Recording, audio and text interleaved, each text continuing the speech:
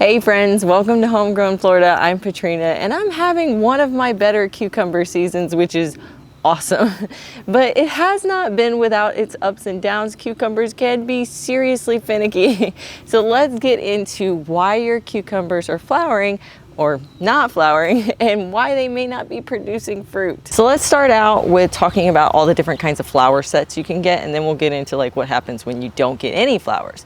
So cucumbers come in three varieties. There is gynoecious, monocarpic, and parthenocarpic. I'm sorry guys, you know I'm terrible at pronouncing. I even like listen to it on my phone over and over and over, and I just can't make my mind work that way, so I apologize. But anyway, it's those three types. So for the mono one, which is this one right here, this is a Boston pickling cucumber, and a mono style cucumber is going to be one that has both male and female flowers, and that's what's happening here. I'm going to show you what the male and the female flowers look like, but let's first talk about what happens when these guys come in. So the first thing that happens when you're growing one of these monocarpic cucumbers is that the male flowers will come in first. So that what happens is it attracts all the pollinators. So you'll see these huge flushes of male flowers, and you can kind of see them all over here. And what they're doing is they're pushing off a bunch to invite and tell the bees and the butterflies and everything else, hey, we have pollen over here, come check us out.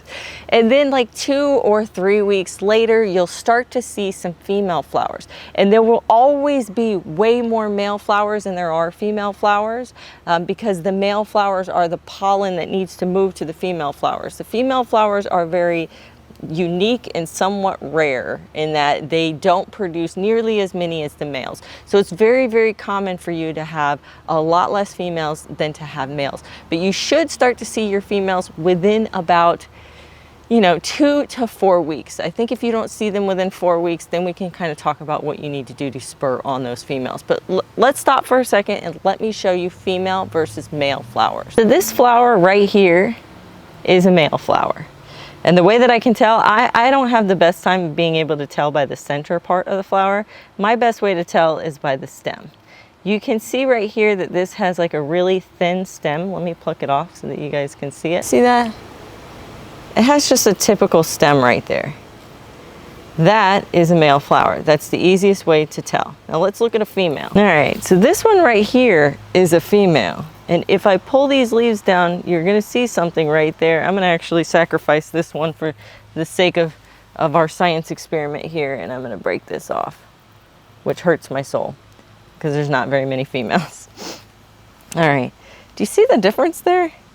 That has what is an immature piece of cucumber fruit. This is immature, it is not pollinated yet. Now let's check out the differences between those two flowers. Do you see that? The male flower has a tiny stem, the female flower has a thick stem holding the immature piece of fruit. Whoa, dude, he's really big. It's a very big bumblebee. So now that we know what the male and the female flowers look like, you've been patient, you saw your male flowers come in, and you have your first female flower, and you just really want to make sure that you get some cucumbers. Or maybe you've had a few females come in and then they don't pollinate. I'm going to show you how to hand pollinate them with a paintbrush. You can also use a Q-tip. So we've located a male flower, and I'm going to take my paintbrush and I'm going to rub it really hard, well not really hard, but somewhat hard into the center of the flower. All right, and my pollen is on the tip of this brush. You can almost barely see it. Cucumbers have very little pollen. Now we have our female flower right here. I'm going to try to spin her so we can see her a little bit better. She has the immature piece of fruit right there, and we have the center, and we're just going to take that male pollen and brush it onto the female pollen.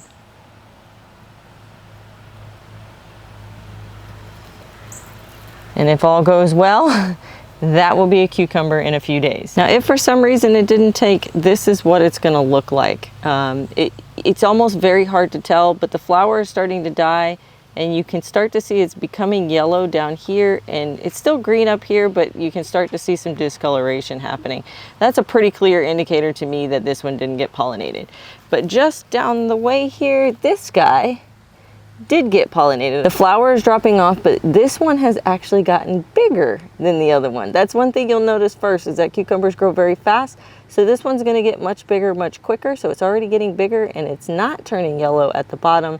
This is an indication that this guy did get pollinated. But what happens if you have all male flowers, you've waited weeks and you're still not getting females, or this happens sometimes, you get males, you get females, maybe you get a fruit or two, and then you stop getting females. So there can be a couple reasons behind this. The first one, which is probably the most obvious one, especially here where I live in Florida, is it's gotten stressed. From heat, from watering, from nutrition, it's gotten some sort of stress, and it will push out these huge flushes of male flowers for some reason. And it just kind of discombobulates, and it's like, and it won't push any females. And you'll stop getting females at that point. And until you rectify the situation, it's not going to start producing the females again. And rectifying that situation is, it sounds easy, right? How do you make it cooler in Florida? Honestly, you can't for the heat, but for the, I mean, you could put maybe shade cloth up, that might help. You could, you know, put more water into the soil. Sometimes it's not always that there's not enough water. It's so stressed it can't take up water. It becomes like that. Nutrition is a really easy one to try, like adding some kind of liquid fertilizer. If you give it granular fertilizer, it's gonna take like a month to recover. If you give it some liquid, it will bounce back pretty quickly within a couple days, because liquid is available to the plant readily, very, very quickly, whereas granular needs to break down. I think they're both good and they both have their place. And if I were having a plant that was really struggling, I would put both down and give it that fish fertilizer for a couple of weeks until the granular fertilizer is available. The other reason why you might have had female flowers and had fruit and now you don't have any is because you allowed one of the cucumbers to become overripe. If it's become so big that the little spiky, spiny things on the cucumbers have fallen out, if it started to turn yellow, if it turned completely yellow, if it tasted bitter when you ate it, more likely than not, that cucumber was overripe. The plant is trying to reproduce itself. So if you allow a piece of fruit to get completely ripe, it thinks it's done its job. It can then let go of life, move on to plant heaven, knowing that it has created babies through that ripened fruit. It has no idea that you picked it and ate it. So making sure that you get these fruits off the plant as soon as possible. I pick them even when they're a little bit underripe, even when they still have some of the spikies on them. I like a crisp cucumber. I think that's nice. But it can go from, it's like squash, right? It can go from being perfect to being overripe in just a day. So really keep an eye on them and pick them off as quick as possible, because if you even let one of them get to full ripeness, the plant's like, okay, cool, I can move on with my afterlife. I was gonna say move on with your life. Move on with our afterlife, I don't know. It thinks it's produced its offspring, so it no longer needs to do anything more. It gives up pretty quick. Okay, so now what happens if you find nothing but female flowers? This is an interesting one. This is actually what this plant is. This is quarantine cucumber. It's a pickling cucumber, but it's Parthiyocarpic. I'm trying to say it slowly so I say it right. Parthiyocarpic means that it will only have female flowers. There will be no male flowers coming first. There will never be a male flower on them. There is another type of cucumber called gynaeceous, and that one has also all female flowers, but it is different than the Parthi one. So the Parthi one is interesting because it has these female flowers, but they don't require any pollination. These are wonderful if you're growing them in a greenhouse, if you're growing them hydroponically and you don't want to have to hand pollinate. If you just really want a higher level of cucumbers, these are really the way to go. I grow a lot of these. I love them. The gynaeceous one is a little bit different. It will also have female flowers. It's going to look like the Partha kind, and they're going to resemble each other, but they're very, very different. If you have a gynaeceous and you do not have another monocarpic one like the Boston pickling that we saw, where it has male and female flowers, it's not going to pollinate any of them, because yes, it has a ton of female flowers, but it requires a plant nearby that has male flowers. The reason why people get gynaeceous is because those will have a lot of female flowers, kind of like the Partha, and they will produce a whole lot more of cucumbers. Really great if you're going to be pickling, if you want to make pickles or canning or whatever. But you need a mono one nearby that has male flowers, because the male flowers need to pollinate all of those wonderful, amazing number of female flowers. Whereas with the Partha, which is this one, they don't require male flowers. I have one growing nearby just because I like Boston pickling, and I haven't grown this one before. I knew that one would produce. I wasn't sure if this one would produce, so I was kind of just doing both. But they don't need each other, as unlike the gynoecious ones need the mono ones. The Partha ones do not need another pollinator plant. I hope that's helpful. While I can see the draw of people growing the gynoecias, I guess I just don't understand why they wouldn't grow the Partha. I mean, I guess the gynoecias do produce a lot of female flowers, so you're going to get a lot of fruit. Same as with the Parthas, you're going to get a lot of fruit. I think maybe one of the big differences is there, you know, it sounds like everything's amazing with the Parthas, right? They're going to just give you fruit. You don't have to worry about pollinator. You don't need pollinators. They grow everywhere, blah, blah, blah. There is a downside. They are kind of divas in a way. Because they don't always, not all of the flowers will actually become fruit. And it usually has something to do with stress. If they become stressed, even in the slightest bit, if they don't have the perfect nutrition, they kind of just give up really, really quick. But if you can get them in that nice balance, making sure that you're watering properly, that you grew them at the right time, and that they have the right nutrients in the soil, they will push out more cucumbers than I have ever seen. And it's actually the years that I have had the best cucumbers years is when I've grown these, but I usually have to start them early, because if I grow them too far into our heat, they give up.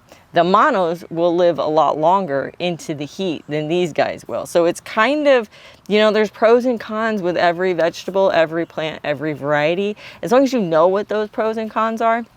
But going back, if you have one that's gynoecious or Partha, and it is producing the female flowers and it's flowering beautifully and the plant looks healthy and good, but they're dying, that typically for me means they're not getting enough phosphorus.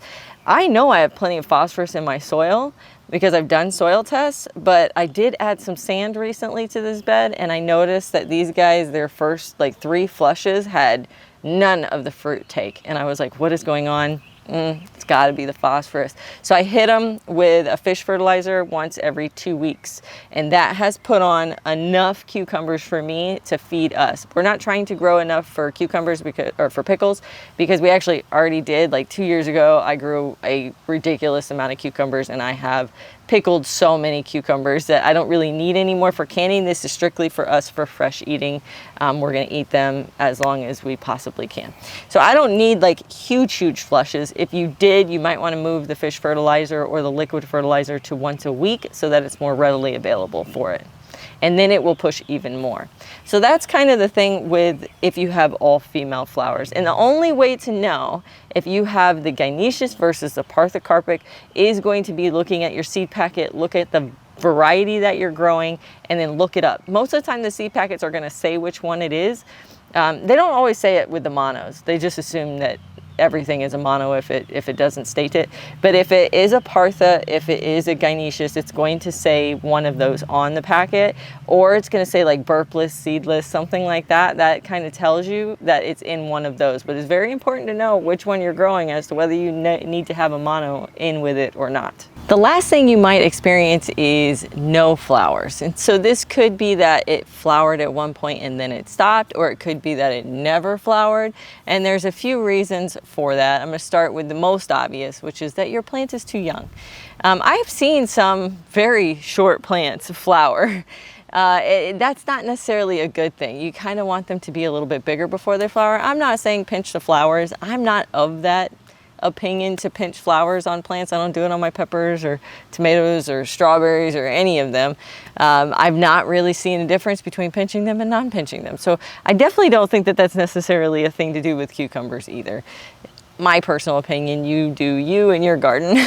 But you will see young plants get very big and vigorous before they will start flowering, and that is normal.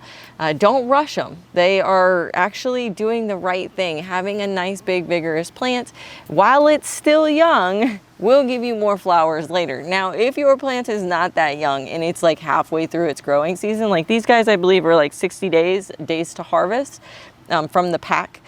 If it goes to 30 days and you have this big vigorous plant and no flowers yet, no males, no females, no nothing, you have to start wondering what's going on with your nutrition in your soil. Specifically, do you have too much nitrogen?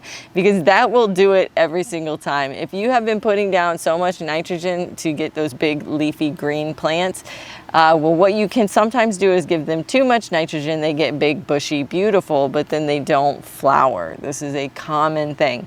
If you want to use a kind of higher nitrogen when they're young and you're trying to get the seedlings to kind of grow up quickly, that's cool. But the minute they start to make it out into the garden, that needs to cut off. You don't need to be giving them any more nitrogen fertilizer, to be honest with you. I give them the lowest one possible. In fact, I moved to a fish fertilizer that has a higher phosphorus and potassium than it does in nitrogen. Those are the numbers on the bottle. Like Alaska's fish fertilizer has 511. Something like the Neptune Harvest tomato and veg. This one is 242. I hope you can see that, but 242. 2 is nitrogen, 4 phosphorus, 2 potassium. That's what you want to go for, is where that middle number is higher than the outside. And if you can get that nitrogen, that first number down to 0, best bet even. But if you have to find one and it still has some nitrogen, that's fine. Just make sure that that phosphorus one is higher and that the nitrogen one is as close to 0 as possible. Now, another reason that they could not be flowering is because they're giving up, right? And there could be a number of reasons for this. A pest is like really bad. Maybe you have some sort of infestation of something. It could be killing the plant through that. Worms will do it, aphids will do it, whiteflies will do it, they'll all do it. Disease, that's like a #1 down here in Florida. Powdery mildew, downy mildew, wilt, blight, like all of those different kinds. And you can usually tell those. The leaves are going to show that first. I use a hydrogen peroxide method of 1 cup hydrogen peroxide to 1 gallon of water, and I will spray my plants.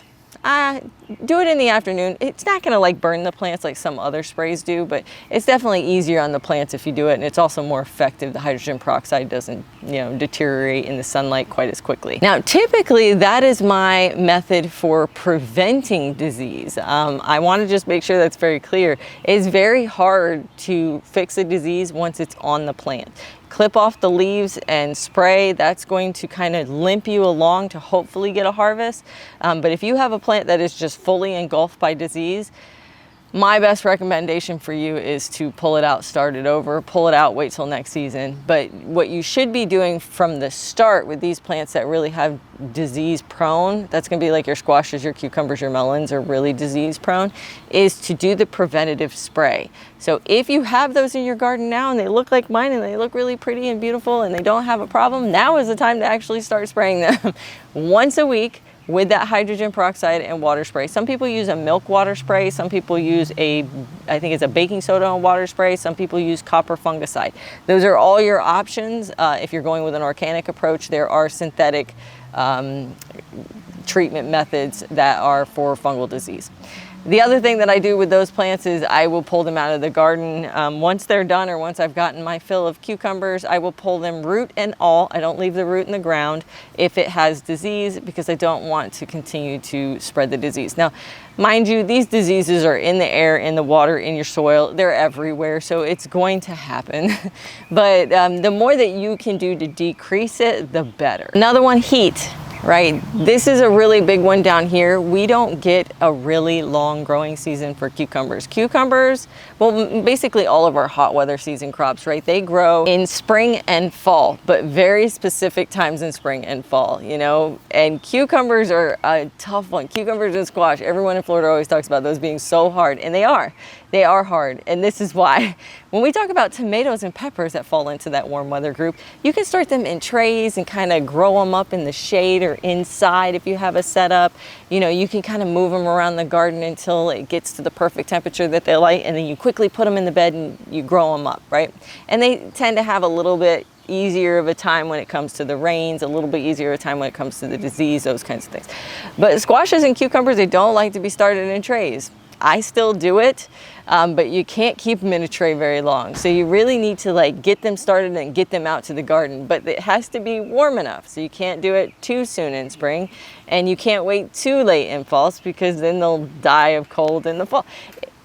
It's like you have to hit this perfect window. And for me, let me just tell you how I do it. So our last frost date, predicted frost date here, which we don't get very many frosts. So don't take it like I get a lot of frost. I get like 2 frosts a year. I never get freezes, but 2 frosts a year. And it's just for like 2 or 3 hours overnight. But that's enough to kill a cucumber plant. So what I do is about a week or 2 before my last frost date. So my last frost date is mid to late February. It kind of happens in that last 2-week period. I will start them at the beginning of February in trays. Then I cross my fingers, and when I hit my last frost date, I look at the 10-day forecast and I say, you know, does it look like we're gonna drop below 40 degrees in the next 10 days? And if that answer is no, I throw them out in the garden as quick as possible. That's what happened with these guys. And thankfully, weather cooperated. We had a few dips down into the 40s. We had one dip down into 39, but they all survived it just fine. You know, I think as long as you get them in and get them established, if you have a couple dips, it's not super bad. But if you dip down further, especially down like 35 or lower, like you'll lose them. And if you see that happening, go ahead and start some more in trays. Like just, you have to be really diligent of succession planting these, not because you need succession harvest, but to see at what point you're going to be able to get them. Because once you get them in the garden, when the heat starts taking over, which was really only a month and a half, it was a month and a half and the heat started taking over. These guys have already started to like show this wilty thing that it's starting to do. Thankfully, the nighttime temperatures are still, you know, high 60s. We haven't quite hit the 70s yet at night. So they're recovering at night, but they're already showing signs of stress. It is such a short growing season for cucumbers. We're talking a month and a half. And so you really have to be quick about it, and you really have to time it perfect. And it's very hard to time it perfect. So the way that you do that, like I said, is succession plant. Start them before you're comfortable and keep growing them, starting seeds even after you're not comfortable, and then just keep going and see which one worked. And then try to replicate that year over year. Get yourself a notebook. If you don't have a notebook, check out my free garden planner. I have one at my website, Homegrown Florida garden.com/garden planner, or you can see it right on the front page there. That's a free ebook for you guys.